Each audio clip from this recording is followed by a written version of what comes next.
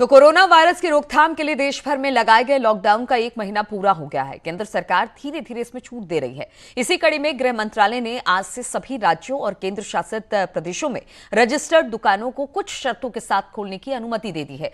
Lockdown में सरकार की और क्या नीतियां हैं, उस पर जानकारी लेने के लिए हम बातचीत करेंगे MyGov इंडिया के CEO अभिषेक सिंह से। लॉकडाउन की नीतियों पर चर्चा करेंगे। अभिषेक जी, बहुत बहुत स्वागत है। और अभिषेक जी, आपसे यही जानना चाहेंगे कि जो लॉकडाउन को लेकर नीति बनाई जा रही है और जिस तरह से साइट पर ये तमाम नीतियां रखी जाती है, लोग उसको पढ़ते हैं और फिर अमल में लाई जाती है, किस तरह से इस नीति को बनाया जा रहा है इस लॉकडाउन के पीरियड में?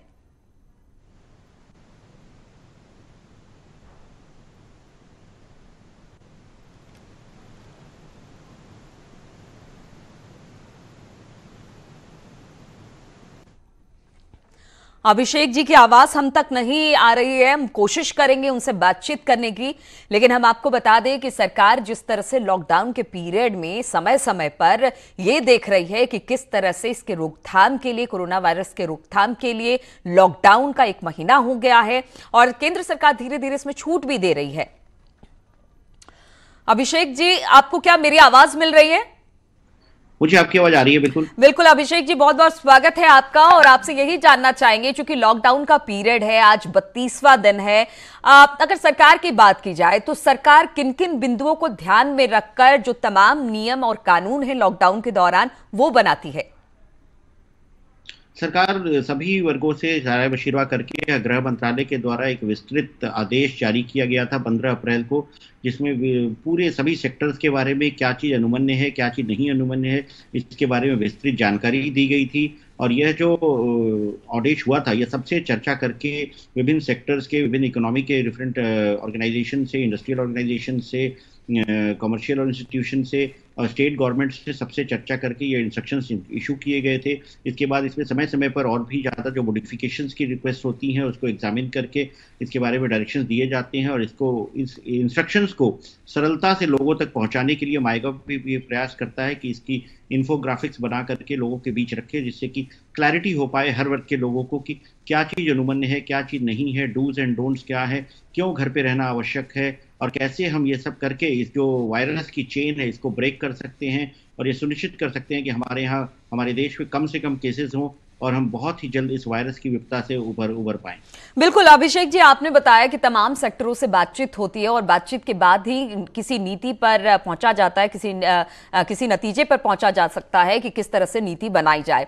अगर बात की जाए लॉकडाउन की और खासतौर पर अगर उत्तर प्रदेश की बात की जाए, अभी जिस तरह से कल देर शाम एक एडवाइजरी गृह मंत्रालय की तरफ से जारी हुई कि दुकानों को खोला जाएगा, उन दुकानों को जो रजिस्टर्ड हैं और जो छोटे दुकानदार हैं।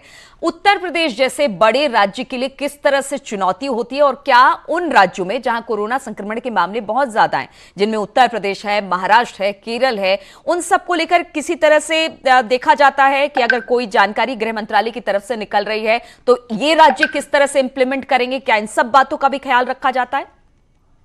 बिल्कुल, हर लेवल पे कंसल्टेशंस होती हैं और ये जो पूरी पॉलिसी है इसका मेन उद्देश्य यह है कि जहां एक तरफ हमको वायरस का मुकाबला करना है, ये इंश्योर करना है कि हमारे सभी लोग सुरक्षित रहें, उसके साथ साथ ही जो ज़रूरतमंद की चीज़ें हैं, जो एसेंशियल कमोडिटीज़ हैं और जो आवश्यक चीज़ें लोगों को उपलब्ध करानी है, उसकी दिशा में सरकार पूरी कदम उठाती है। और ये local administration depending on the situation किस स्टेट में क्या है, किस डिस्ट्रिक्ट में क्या रिक्वायरमेंट है, उसके लिए जो डिजास्टर मैनेजमेंट एक्ट है उसके अंतर्गत निर्णय लेती है। भारत सरकार के गृह मंत्रालय के द्वारा डिजास्टर मैनेजमेंट एक्ट के अंतर्गत कुछ ब्रॉड डायरेक्शंस इशू किए जाते हैं और जो लॉकडाउन एरियाज है, कंटेनमेंट एरियाज है, उसके लिए अलग स्ट्रैटेजी होती है और जो ऐसे एरियाज हैं जहाँ पे कि बहुत ज़्यादा समस्या नहीं है, वहाँ के लिए डिफरेंट डायरेक्शंस होती हैं। तो ये सब बिल्कुल क्लियरली 15 अप्रैल के ऑर्डर्स में स्पेसिफाई किया गया था। कल भी एक ऑर्डर, कल देर रात एक आदेश गृह मंत्रालय ने जारी किया जिसमें कहा कि किन तरह की दुकानें, किन तरह के शॉपिंग एस्टैब्लिशमेंट्स, शॉपिंग मॉल्स वगैरह को छोड़ के खोले जा सकते हैं, किनको नहीं खोले जा सकते हैं। और ये इनिशियल फेज में 50% मैन पावर के हिसाब से चलाए जाएंगे।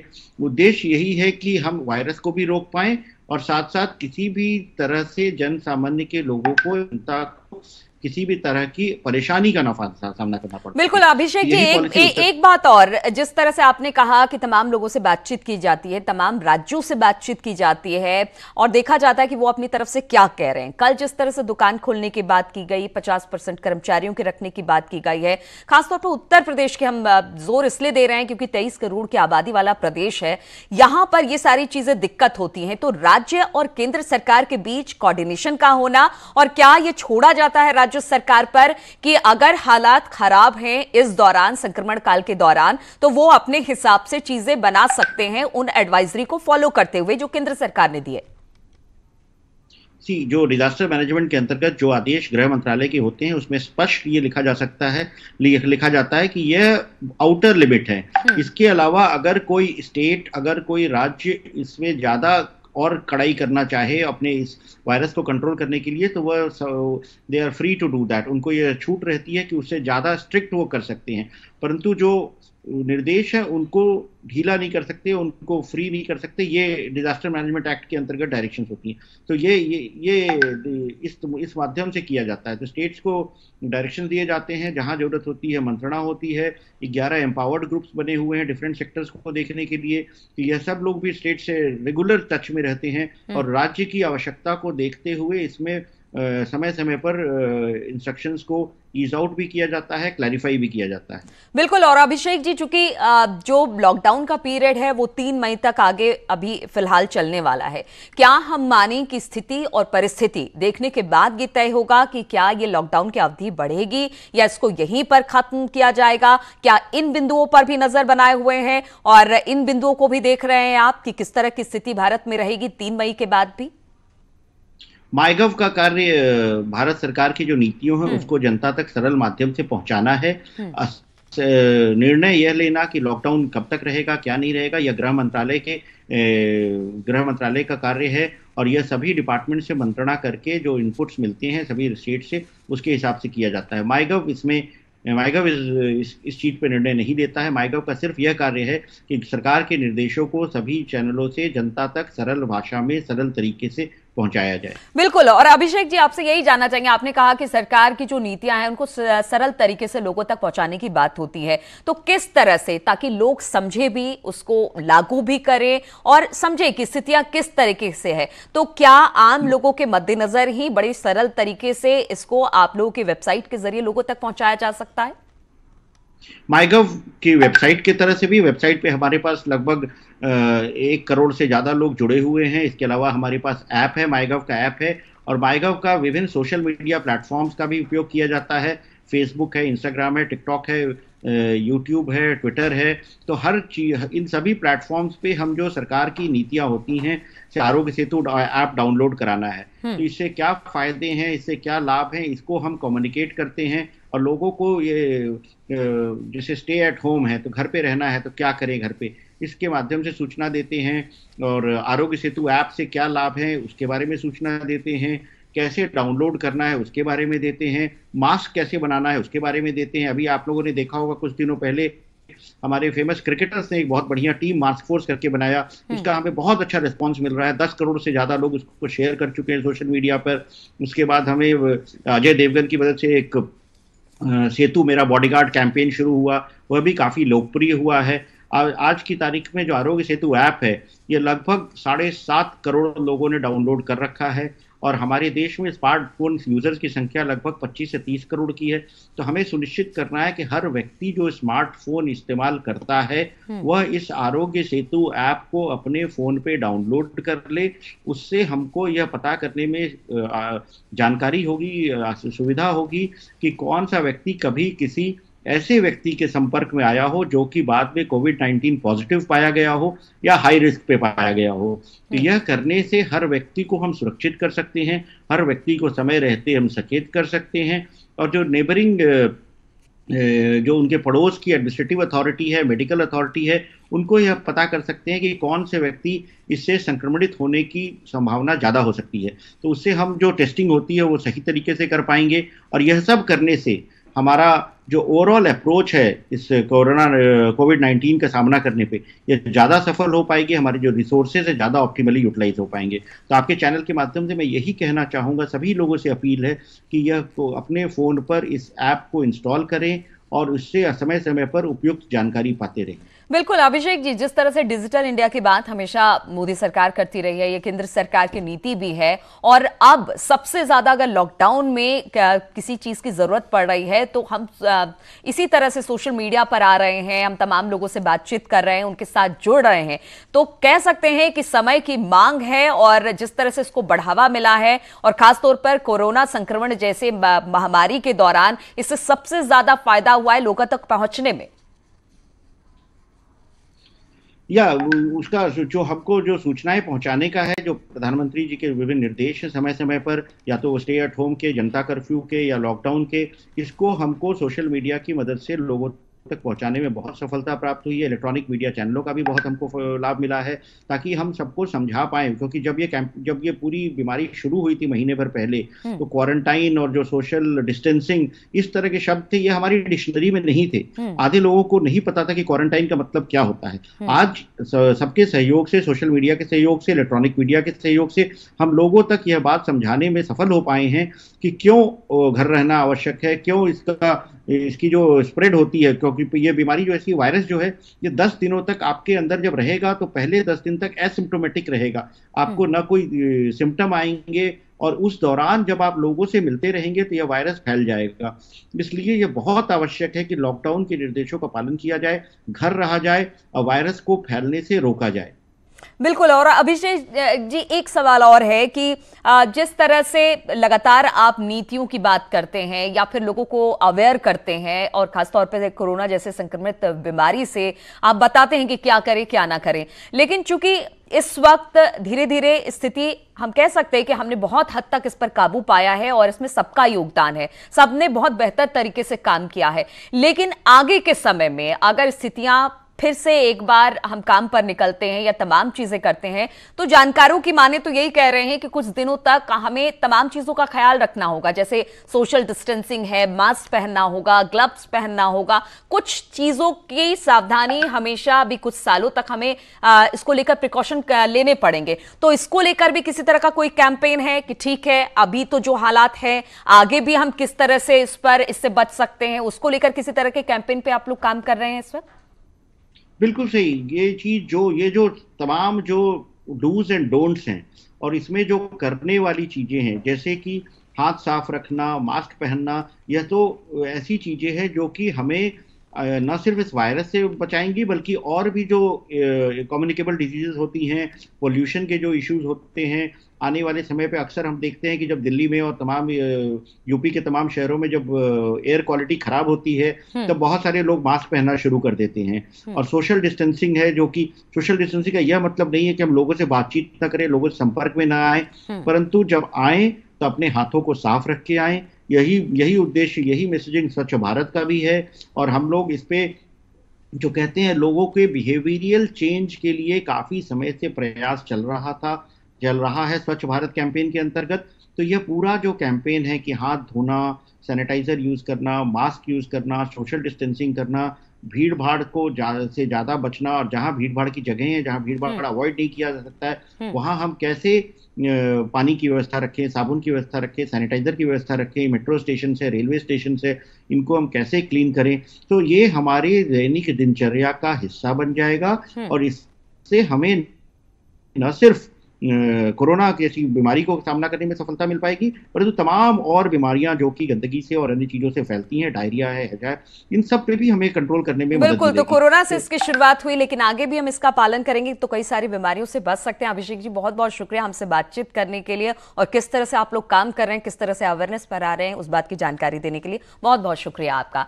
तो ये थे MyGov इंडिया के CEO अभिषेक सिंह, जो बता रहे थे कि कोरोना संक्रमण से बचने के लिए किस तरह से उनकी वेबसाइट काम कर रही है सरकार के साथ मिलकर, और किस तरह से सरकार की नीतियां हम तक पहुंचा रही है। रुकेंगे छोटे से ब्रेक के लिए, जल्द लौटते हैं। और इस वक्त गाजियाबाद से बड़ी खबर आ रही है। यहां पर महिला डॉक्टर में कोरोना की पुष्टि हुई है। आइसोलेशन वार्ड में शिफ्ट करा दिया गया है। इस डॉक्टर को इंदिरापुरम थाना क्षेत्र की रहने वाली बताई जा रही है महिला डॉक्टर।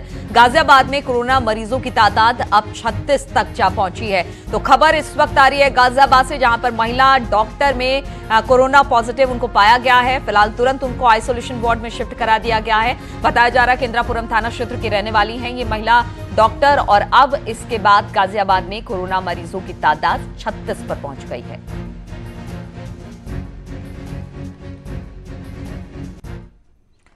और उत्तर प्रदेश सरकार ने हर जगह कोरोना से निपटने के लिए नोडल ऑफिसर तैनात किए हैं। गाजियाबाद में सरकार द्वारा तैनात किए गए मेरठ रेंज के आईजी प्रवीण कुमार ने न्यूज 18 संवाददाता सुशील पांडे से बातचीत में बताया कि गाजियाबाद में तमाम एहतियात बरते जा रहे हैं। हॉटस्पॉट एरिया में किसी प्रकार से ढील नहीं दी जा रही है। गृह मंत्रालय के नई एडवाइजरी का अध्ययन किया जा रहा है। देश में लगातार सरकार और पुलिस प्रशासन कोरोना के मद्देनजर तमाम एहतियात बरत रही है। हालांकि उत्तर प्रदेश सरकार ने नोडल ऑफिसर तैनात किए हैं, सीनियर नोडल ऑफिसर तैनात किए गए। मेरठ रेंज के आईजी प्रवीण कुमार जी, जो उनको गाजियाबाद का नोडल ऑफिसर तैनात किया गया है, वो भी हमारे साथ हैं। हालांकि हर एक हॉटस्पॉट पर वो जा भी रहे हैं, मीटिंग का भी हिस्सा कर रहे हैं। बड़ा डिफिकल्ट है फिलहाल ये तमाम चीजें, लेकिन सर तैयारियों को लेकर अगर बात किया जाए तो आप लोगों की तरफ से किस प्रकार की तैयारियां की गई हैं गाजियाबाद को कोरोना मुक्त बनाने के लिए? देखिए, पहले तो गाजियाबाद के बॉर्डर्स को सील करने का, और जो लेजिटिमेट और एसेंशियल सर्विसेज के पासेस वाले व्यक्ति हैं केवल उनकी एंट्री हो सके, इसको हम लोग लगातार देख रहे हैं। आज उसी क्रम में मैं यहाँ पर भी आया था।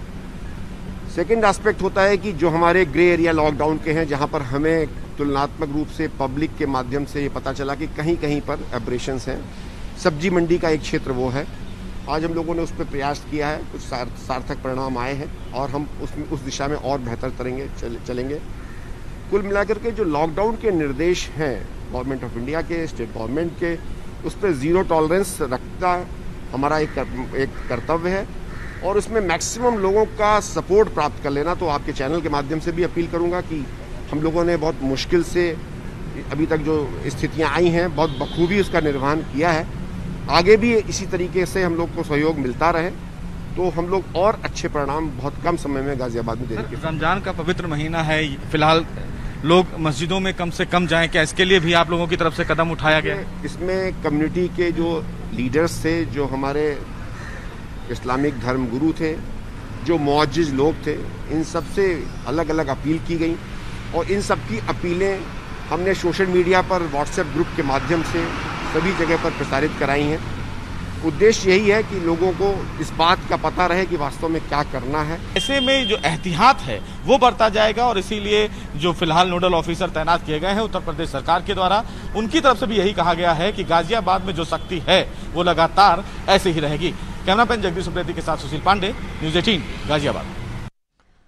और आगरा में कोरोना कहर बनकर टूट रहा है। मरीजों की तादाद बढ़ती जा रही है। अब पुलिस लाइन में तैनात पुलिस का फॉलोवर कोरोना पॉजिटिव निकला है। वो रोजाना तकरीबन 150 पुलिसकर्मियों को खाना बनाकर खिलाता था। जैसे ही फॉलोवर की रिपोर्ट पॉजिटिव आई है, पुलिस महकमे में हड़कंप मच गया। इस बारे में और अधिक जानकारी दे रहे हैं हमारे सहयोगी आरिफ खान। कोरोना का कहर आगरा में लगातार जारी है, और इस बार वो शख्स कोरोना का शिकार हुआ है जो पुलिसकर्मियों के लिए अन्नदाता हुआ करता है। जी हां, हम बात कर रहे हैं आगरा की पुलिस लाइन में तैनात वो फॉलोवर जो पुलिसकर्मियों के लिए खाना बनाता था, और ठीक पीछे आप देख सकते हैं ये पुलिस लाइन है, और इसी पुलिस लाइन में वो फॉलोवर तैनात था जिसको कोरोना पॉजिटिव निकला है।